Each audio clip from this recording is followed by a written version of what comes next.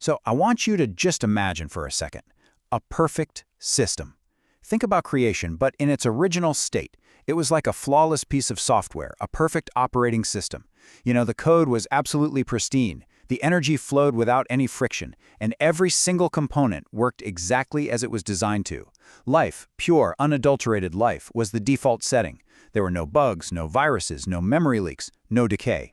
It was just this perfect, self-sustaining loop of vitality, a divine architecture built for infinite life. And then, this happens. This one verse right here, it's not just a line in an old story. No, this is the log entry. This is the system notification of a catastrophic failure. This is the exact moment a malicious intrusion introduced a fundamental, world-breaking flaw right into creation's core code. It's the declaration of a permanent state of conflict, an enmity that got hardwired not just into our biology, but into the very fabric of metaphysics. It kicked off a war not of flesh and blood, but of pure code versus corrupt code, both now trying to run on the same divine hardware. You see, this forces us to completely reframe the whole story. This is not some fable about talking animals. The ancient mystics, in texts like the Zohar, they describe this as a metaphysical system crash, a single act of spiritual sabotage that introduced a root-level vulnerability. And it sent these shockwaves, these cascading errors, through every single level of reality, from the highest spiritual worlds all the way down to us, to our physical one. So let's dive in and trace the fallout from that initial breach. All right, Section 1. The system crash. You know, every crash has a point of origin, a single line of bad code that just brings everything down. And this wasn't some minor glitch, it wasn't a simple user error.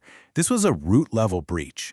The entity the texts call the primordial serpent didn't just break a rule, it exploited a potential flaw in the system to inject a fatal piece of malware directly into the core of the human spiritual genome.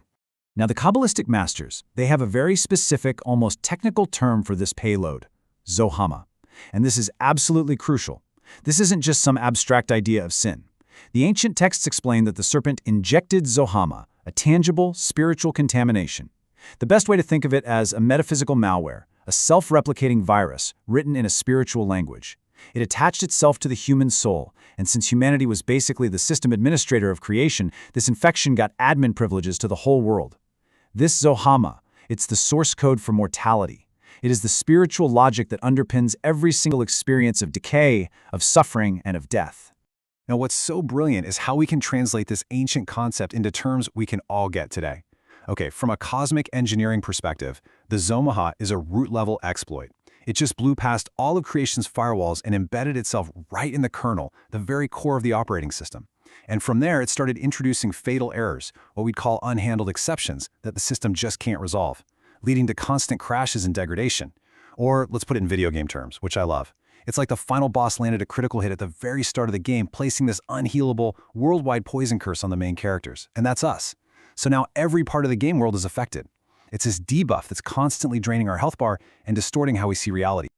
Okay, on to our next section, root cause analysis. So we've identified the breach. We've identified its payload. But how does this spiritual malware actually work? How does it execute its program of decay? Because this isn't just random chaos. It's a corrupted system with its own twisted, parasitic logic. To really get it, we've got to pop the hood on creation itself and analyze the nature of this bug. Remember that enmity from the very first verse we looked at? That is this ongoing battle at the system level. The Zohar describes all of human history as this one long, continuous conflict. On one side, you have the original, pure code of creation, trying to run its life-sustaining functions.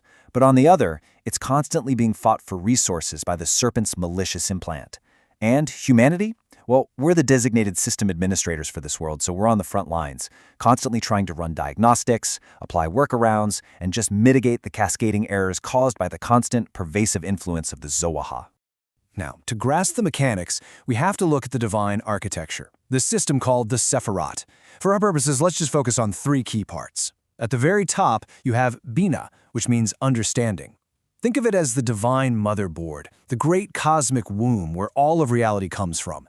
It's the source of pure, unadulterated life energy, Kayam. Now, that infinite energy is supposed to flow down through a central channel called Yesod, which means foundation. Yesod is the nexus point, the interface that gathers all that spiritual energy and translates it for the physical world. And the destination? The end user? That's Malkut, the kingdom. That's us, our physical reality. And when this flow is perfect, our world is a paradise. Simple as that. And this slide just illustrates the problem so perfectly. The serpent's exploit was genius in its evil. It didn't try to attack the power source, Binah, that's impossible. Instead, it attacked the transmission line. It hacked the channel of Yesod. So imagine that pure, life-giving energy from Binah as this radiant stream of white and gold light. But as it passes through the now compromised channel of Yesod, the signal gets all distorted. It's intercepted, it's corrupted. The malware taints that pure flow with the black and red of decay and severity. So what actually arrives down here in Malkut, in our world, is a corrupted output. The system is now delivering death as a feature. Now, this corrupted process, it creates all these toxic byproducts. The mystics call them Klipot, which literally means husks or shells. In our tech analogy, the Klipot are the direct result of the Zohama just running wild. They're the corrupted files, the memory leaks, the zombie processes, the endless error logs that the system bug spits out. They have no life of their own, they're just these empty shells that were once vessels for something holy.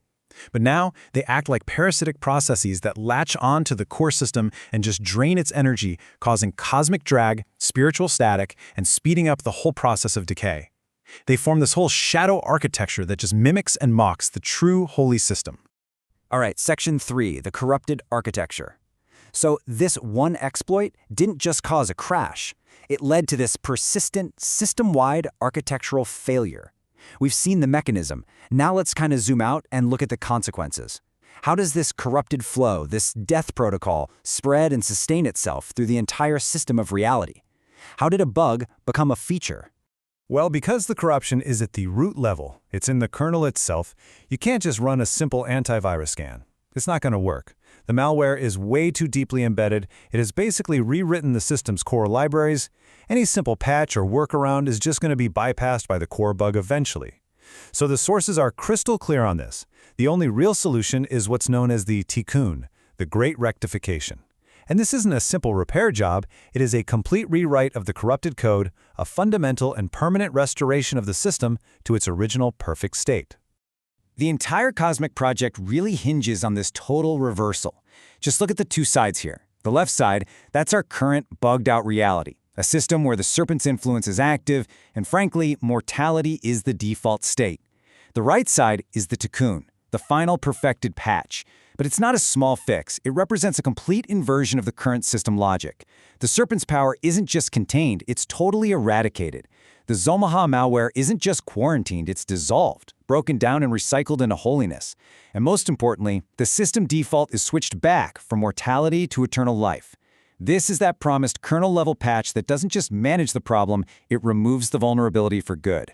And hey, this isn't just wishful thinking. The ancient texts themselves, right here in the Zohar, quoting the prophet Zechariah, they promise this future system-wide update. This is the manufacturer's promise of a final definitive patch, and I will remove the spirit of impurity from the land. That spirit of impurity, the Ruach HaTumah, that's the active program, the executable file of the Zohama. It's the engine that powers the Klipot. So the verse isn't just saying things will get better. It is a technical guarantee that the malicious process will be terminated, its files deleted, and its presence scrubbed from the system registry for all time. So that brings us to section 4, the kernel-level patch. After all this deep analysis of the bug, how is this ultimate fix actually deployed? We've arrived at the solution. This is the Great Rectification, the Tikkun Olam.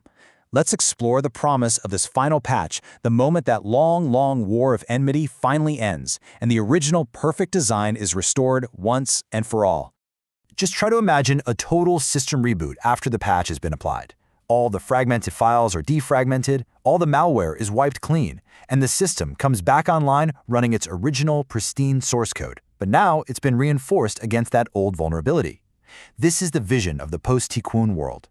That corrupted flow of energy through Yesod gets purified. The channel is scrubbed clean. It's fortified. The black and red of decay and judgment completely gives way to the radiant, overwhelming white and gold of pure, restored vitality, flowing endlessly and perfectly from Bina all the way down to our world, Malchut. The poison curse is lifted. The world is finally truly healed. In this quote right here from the Zohar, it reveals the ultimate outcome. This is the final line in the cosmic patch notes. He will swallow up death forever. Think about that. Death isn't just defeated, it's deleted. The fatal error that the serpent introduced is permanently erased from the code of reality. The system doesn't even recognize mortality as a valid command anymore. It would just return a 404 not found error. Life, eternal and uninterrupted, becomes the only possible reality, the only process the system can possibly run. So, Section 5, a world healed. What is the final state after this entire cosmic drama? You've got the crash, the long struggle, and then the final patch. What we see is a reality where the original design isn't just restored, it's actually elevated. The experience of being broken and the process of fixing it introduces this new depth of resilience and understanding into the whole system. A universe rebooted, running on pure life, forever. Thank you for joining us for this complete journey through the Pardes. We hope these ancient truths help you and your family improve your own dimensions this week. If you enjoyed this full chapter deep dive, please like, subscribe, and share which part of the journey touched your soul in the comments. We'll see you in the next chapter.